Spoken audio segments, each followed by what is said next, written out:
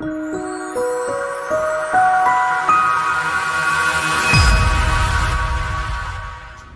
my favorite part of Pastor Chris's new book, Equilibrium, the favorite chapter is probably Don't Be Controlled by Past Hurts. And the irony is that my husband Frank and I are actually Pastor Chris's story in there, part of the story of the wedding that he did that was very, very hot that day.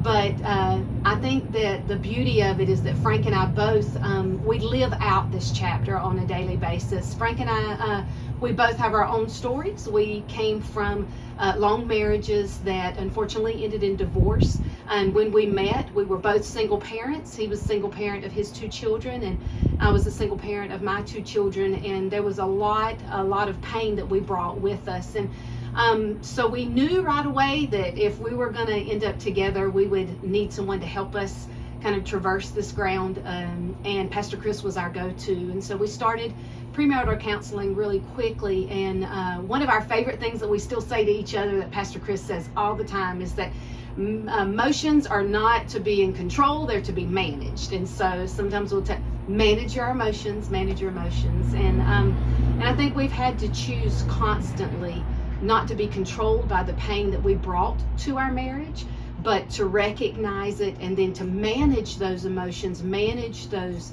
past pains, and to find equilibrium or balance in what we know that we bring to the table and where we go from here. And I would have to say almost 2 years later, we very, very happily apply this on a regular basis to find a balance in acknowledging one another's pain, but not allowing those past pains to be justification for future pain. And we really find the joy in one another. And so we're so grateful for Pastor Chris's voice in our life. We're so grateful for the spiritual principle that he's applied and that we could sum up in the word equilibrium. And we're grateful for the continued relationship that we have with him. So